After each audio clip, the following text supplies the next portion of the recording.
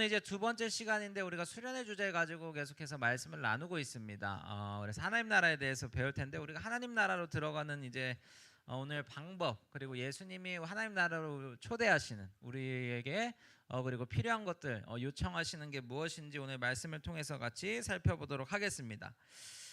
이제 지난주부터 이제 하나님 나라에 대해서 계속 이야기하고 있는데요. 여러분 하나님 나라 이야기하면서 성경에 대해서 제가 메시지를 던졌던 것 같아요. 성경이 우리에게 이야기해 주는 건 단순히 우리가 죽어서만 하나님 나라에 가는 것이 아니라 우리가 이 세상에서 어떻게 하나님 나라를 이루면서 살아갈 수 있는지에 대한 이야기를 성경이 이야기하고 있다고 지난주에 이제 나눴어요.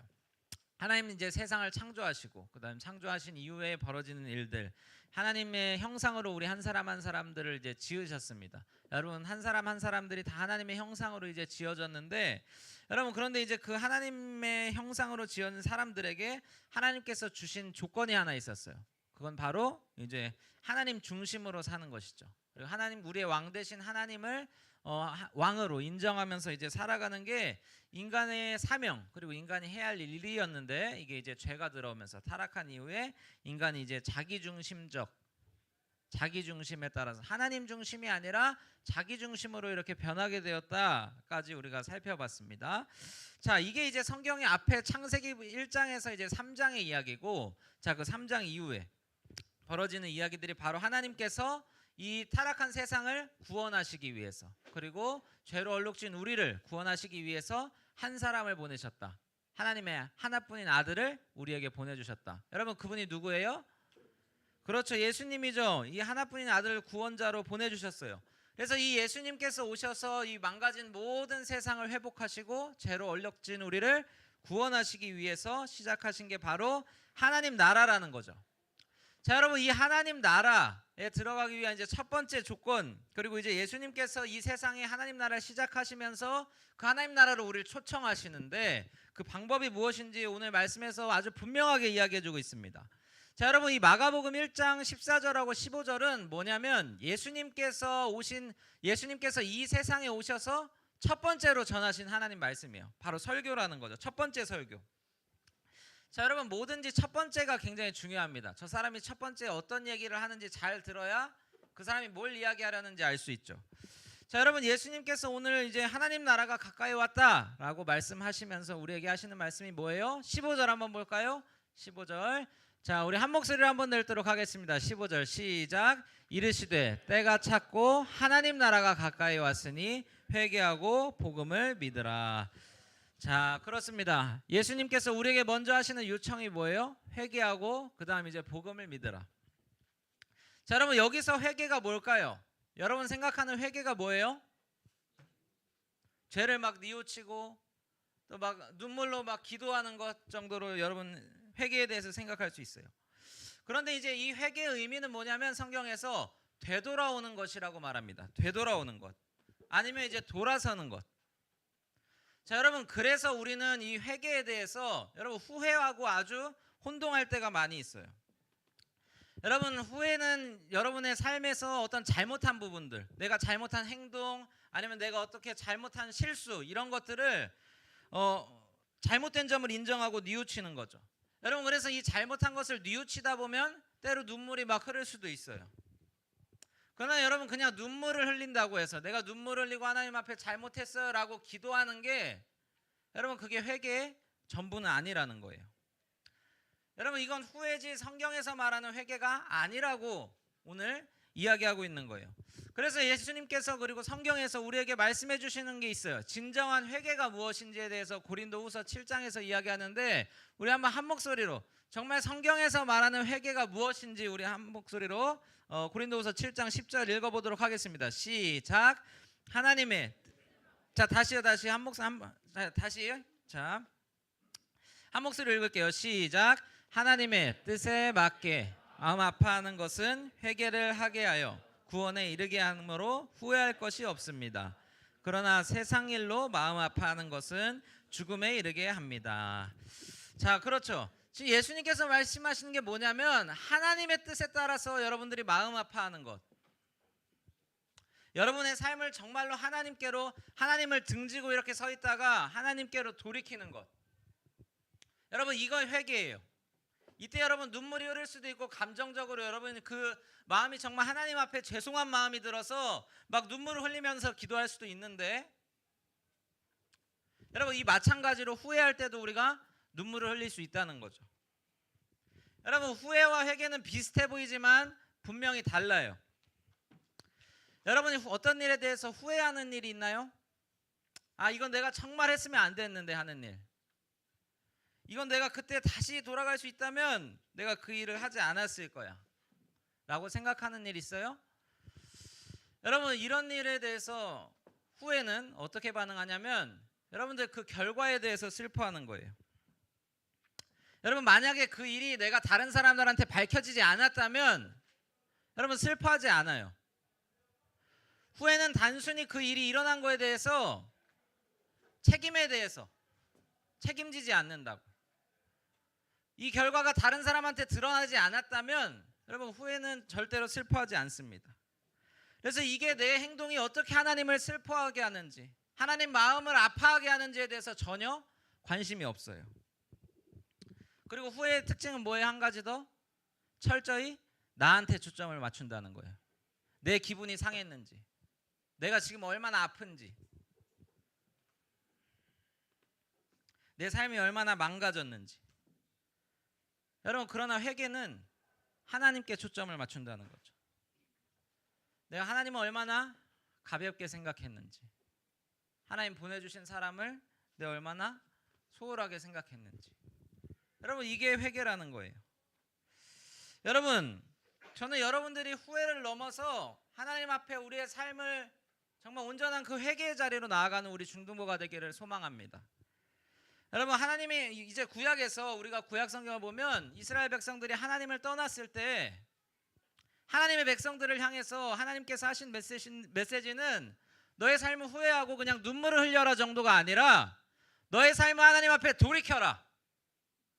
너가 지금 잘못된 방향으로 가고 있으니까 그 삶을 돌이켜서 하나님 앞에 돌아오라고. 하나님을 떠나서 내가 왕으로 살았던 그 시간들에서 이제 돌이켜서 하나님을 왕으로 다시금 인정하고 내가 그동안 살아왔던 잘못된 삶의 방식들과 태도들을 하나님 앞에 내려놓는 것. 여러분 이게 회개라는 거예요. 여러분 회개는 아까 우리가 읽었던 15절 말씀처럼 하나님 나라가 이제 예수님을 통해서 시작되었다, 이것을 깨닫고 다시 한번 하나님 앞으로 돌아가는 것이 바로 회개입니다. 여러분 우리가 그냥 사회적 규범 어떤 몇 가지를 어겼다고 해서 막 신호 위반을 하고, 막 횡단보도 아직 신호도 안 바뀌었는데 막 그냥 뛰어들고, 이런 것 정도를 막 그냥 몇 가지, 아니면 부모님한테 이제 막 거짓말하고 현질한 거, 이런 것들 그냥 몇 가지 저질러 놓고 하나님 잘못했어요 라고 이야기하는 게 아니라고. 자 여러분 우리가 이제 지금 이 시대를 살아가는 사람들 대부분은요 내가 회개해야 하지라는 이런 회개의 필요성을 느끼지 못합니다. 왜 그럴까요? 대부분 법을 잘 지킨다고 생각하니까. 나는 지금 불법을 저지른 게 없는데, 나는 TV에 나오는 저 사람들처럼 나는 사람을 해치지도 않았는데, 난 감옥 갈 짓 안 했는데 내가 왜 회개를 해야 하지? 이렇게 생각하는 게 대부분 사람들의 심리예요. 여러분 심지어 예수님 믿는 사람들도 내가 회개를 왜 해야 하는지라고 이렇게 생각한다고요. 왜 이런 생각을 할까요? 여러분 그냥 회개를 후회처럼 생각했기 때문이에요. 단순히 그냥 몇 가지 행동을 이미 자기가 저질러 놓은 그런 잘못들을 하나님 앞에 달려가가지고 이거 잘못했어요 라고 이야기하는 것 정도로 회개를 오해해서 그리고 그 의미를 왜곡해서 생각하기 때문에 여러분 우리가 후회 정도에 머무르는 거죠. 여러분 다시 한번 말씀드려요. 예수님께서 지금 세상에 오셔서 우리에게 첫 번째로 던진 그 메시지는 그냥 단순히 후회 따위를 이야기하는 게 아니라는 거예요. 여러분의 삶의 방향을 하나님께로 돌이키는 것. 그동안 내가 잘못된 방향으로 하나님 반대로 걸어가고 있었습니다. 하나님 무시하면서 살아서 저도 제 삶이 망가졌고, 이 망가진 삶으로 살아가다 보니까 옆에 있는 친구도 내가 망가뜨리고 마음 아프게 했습니다.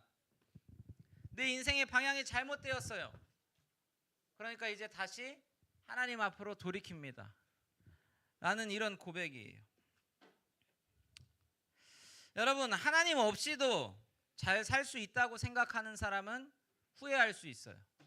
나 하나님 필요 없어. 이미 내 삶은 완전하고 나는 이미 안정을 누리고 있어. 나 친구들도 많아.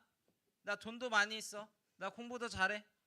여러분, 이렇게 생각하는 사람들은 후회할 수 있어요. 자기가 저지른 어떤 행동도 후회할 수 있지만 진정한 회개의 자리로 나아갈 수 없다는 것을 기억했으면 좋겠어요.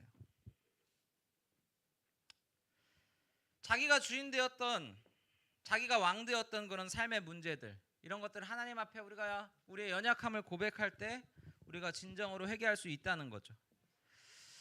여러분, 그렇다면 우리가 진짜로 회개했는지에 대해서 결과는 어떻게 알 수 있을까요? 그 후회와 회개의 기준이 뭘까? 여러분, 그건 열매라는 거예요. 진정한 회개, 여러분이 정말 하나님께로 삶의 방향을 전환했다면 그 회개에는, 그 삶에는 반드시 하나님께서 주신 그 열매가 맺히게 되어 있어요. 지금 당장은 변화가 일어나지 않을 수도 있어. 여러분, 수련회 가서 하나님, 내가 이제 진짜 하나님 위해서 한번 이 남은 인생을 살아보겠습니다. 내 이 10대를 하나님께 드리겠어요. 하나님, 내가 이 다음 내 젊음, 하나님 내 열정, 내 시간 다 하나님 앞에 드리겠습니다 라고 하지만 여러분, 그 수련회 끝나고 나서 그 결단이 바로 망가지고 무너질 수도 있지. 여러분, 그러나 시간이 지날수록 여러분이 정말 하나님 앞에서 진정한 회개를 했다면 이 열매는 반드시 맺히게 되어 있습니다. 여러분, 어떤 사람은 10년을 기다려야 할 수도 있고 어떤 사람은 더 긴 시간, 평생 동안 이루어야 하는 일일 수도 있죠. 여러분, 저는 모태신앙이에요.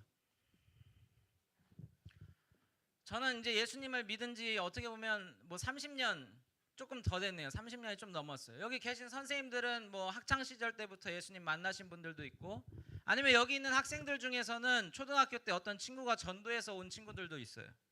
다 사람마다 달라요. 어떤 사람은 자기가 한 15년을 하나님 없이 살아오다가 하나님 만난 친구들도 있고, 20년을 하나님 없이 살아오다가 30년 하나님 없이 살아오다가 하나님 만난 사람들 다 있어요. 여러분, 그러나 왜 회개를 제가 지금 빨리 우리가 하나님 앞에 우리의 삶을 전환하는 일들이 필요하다고 얘기하냐면, 여러분, 이 삶의 시간들이 길어질수록 이 변화되는